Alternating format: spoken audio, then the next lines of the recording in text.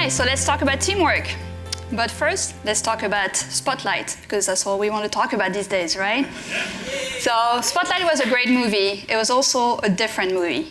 See, in the past, we had the movies that showed us journalists as the lone hero or the dynamic duo. But Spotlight gave us a team. And for years, we've been telling our students that they need to be these self-contained, one-man band journalists that can code, do social media, do data journalism, and now VR. But I think the future is going to be a whole lot more collaborative. We're going to need teams, multidisciplinary teams, to tackle the next challenges in journalism, including what to do with VR, to monetize the mobile, how to penetrate messaging apps, etc. The problem is that schools do a terrible job at teaching teamwork. We do so through uninspired assignments that everybody hates. This is the face of a contestant on Project Runway who just learned that this was a team challenge. And that's how we all feel, right? And sadly and ironically, what the students learn with those assignments is that they do better work on their own. So how do we do better? So I looked at the literature, and what I found was a lot of very theoretical, very prescriptive work, all about rules and roles. And it seems to me that learning teamwork is about learning a behavior. It's more about muscle memory than it is about theory. And at schools, all they have to do is maybe set up the right conditions for students to practice this behavior of teamwork. The one work that I found very interesting in academia was that of John Katzenbach and Doug Smith at Harvard about what is and what is not a team. So here's their definition, and let's keep in mind the Spotlight team when we go through the definition. So real teams, they say, are small. Jeff Bezos says no more than can be fed by with two large pizzas. Their members are picked for their complementary skills, not their meshing personalities. They spend a lot of time together. They hold one another accountable. They have common purpose and a sense of urgency, and they produce. A team that doesn't produce a result is not a real team. So let's look at the Spotlight team. Well, they have everything. They're small. They have complementary skills. One is good at FOIA, one is good at data, one is good at interviewing. They spend a lot of time together because they have a special office. They hold Robbie accountable when he misses a story. They obviously have a common goal and a sense of urgency.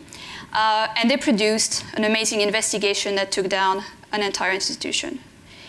This definition works for other teams, great teams as well, like the data news team at WNYC, the news apps team at ProPublica, the A team.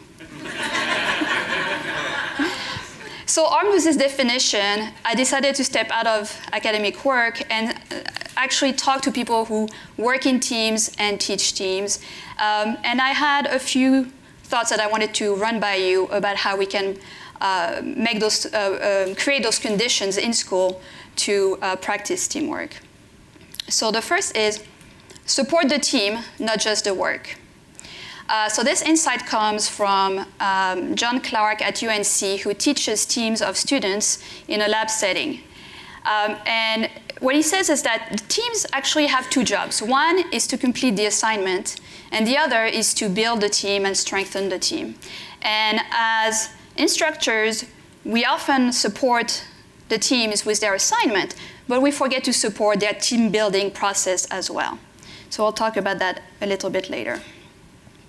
Space and time. So if we want students to spend a lot of time together, we need to facilitate that. We need to have co-working space. We need to make sure that their schedules mesh, maybe with a doodle. We should also maybe create Slack channels so they can communicate when they're not physically together. Add some ladies. So MIT scientists found that the IQ of team members was not predictive of the success of a team.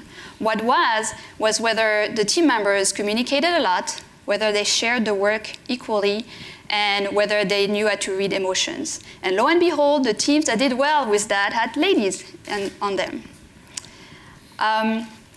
Team therapy. So let's go back to my friend John Clark at UNC. So what he does with his teams of students is that he has those sessions that are like therapy for the teams, and also with each member of the team separately and in private, kind of debriefing, like saying, well, how did you feel when Sally did this or when Joe said that? Because a lot of this work is about emotions and behavior, therapy is good for that. Maybe we have to sometimes change our behaviors and learn more about ourselves to fit well in a team. And that has lasting results. And then finally, teamwork has to be learned in the real world on real projects with real stakes. You cannot learn teamwork with silly team building exercises and team retreats. The stakes have to be real, it has to be authentic.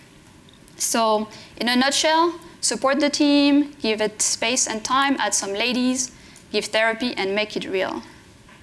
And if we teach students teamwork, we give them an immediate professional advantage because they will have empathy, they will have maturity, and more concretely, they will have a ready-made network that they can call upon for advice and career advancement.